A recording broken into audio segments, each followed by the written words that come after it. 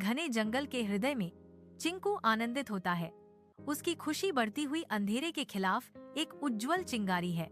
जंगल उसे छाया में लपेट लेता है, फिर भी चिंकू की आत्मा कम नहीं होती। मासूमियत की एक किरण, एक अजीब दूर की गड़गड़ाहट रात को छेदती है। चिंकू की चंचल सिम्फनी में एक बेसुरा नोट। चिंकू रुक जाता है। उसकी लापरवाह हरकतें अचानक भय की एक ठंडी लहर से रुक जाती हैं। रात के आवरण में चिंकू और टिंकू शांत चौकस पेड़ों के बीच मीठे फल खोजते हैं। एक अचानक हिंसक कंपन पृथ्वी को जकड़ लेता है। शांत जंगल को अराजकता में फेंक देता है।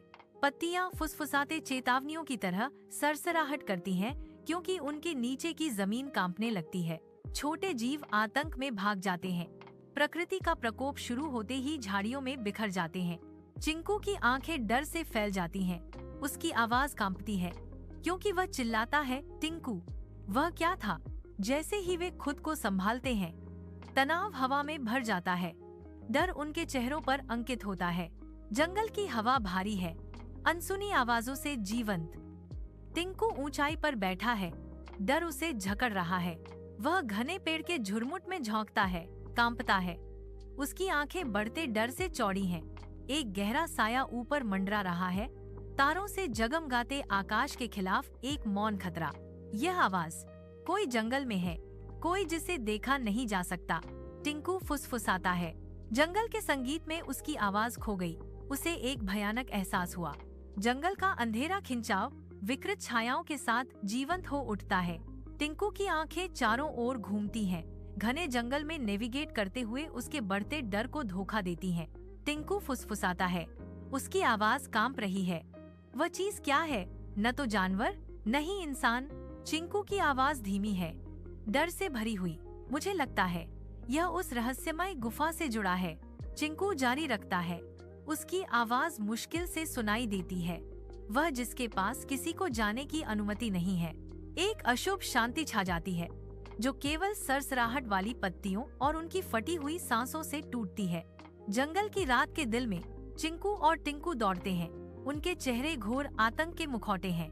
घने पत्ते धुंधले हो जाते हैं, क्योंकि वे लड़खड़ाते हैं। हवा प्रत्याशा और डर से भरी होती है।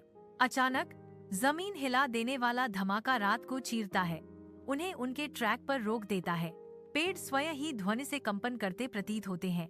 छायाएं जमे हुए जोड़े के चारों ओर गहरी हो रही हैं। जंगल की गहराई से एक निराकार आवाज गूंजती है, जो खतरे से भरी है। आवाज गूंजती है, तुम कहाँ भागोगे? जो अपरिहार्य विनाश का वादा करती है। जंगल के हृदय में गहराई तक चांद की हल्की चमक के नीचे छायाएं नाचती हैं, अदृश्य जीवन के साथ हलचल करती हैं।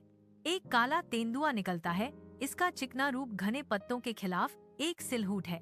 उसकी आंखें, जो आमतौर पर शिकारी प्रवृत्ति का भंडार होती हैं, अब एक अशांत चेतावनी के साथ जलती हैं। जंगल अपनी सांस रोक लेता है, क्योंकि तेंदुआ प्राकृतिक व्यवस्था में बदलाव को महसूस करता है। जैसे ही चांदी घने चंदवा पर पड़ती है, जंगल अदृश्य जीवन से स्पंदित होता है, जो जंगल के फर्श को बदलते छायाओं में रंग देता है। एक चीता अंधेरे से निकलता है। उसकी आंखें रात में जुड़वा अंगारों की तरह जल रही हैं। अगर तुम अपनी जान की कीमत समझते हो, उस गुफा से दूर रहो, चीता ने चेतावनी दी। उसकी आवाज जंगल की सिम्फनी के खिलाफ एक धीमी दहाड़ थी। चिंकू प्रकट होता है। उसके चेहरे पर डर अंकित होता है, क्योंकि वह पूछता है, क्या जाग गया है? चीता की नजरें तेज हो जाती हैं। गुफा के दिल में हलचल मचाने वाले खौफ की मूक स्वीकृति। चांदनी मुश्किल से घने जंगल के चंदवा को भेदती है, जिससे चिंकू और टिंकू पर लंबी छाया पड़ती है। उनके चेहरे गंभीर हैं। अचानक एक चीता अंधेरे से निकलता है। उसकी आंखें अजीब तीव्रता से चमक रही हैं। चीता बोलता है। उसकी आवाज एक ठंडी फुसफुसाहट है। जंगल का वर्जित राक्षस, जो 100 साल बाद लौटा है, इससे पहले कि वे इसके शब्दों पर सवाल उठा सकें, चीता नम रात में गायब हो जाता है, जिससे चिंकू और टिंकू स्तब्ध चुप्पी में रह जाते हैं। चिंकू और टिंकू जंगल के दिल में अपने साहसिक कार्य का पहला रहस्य खुलने पर असहज निगाहों का आदान प्रदान करते हैं।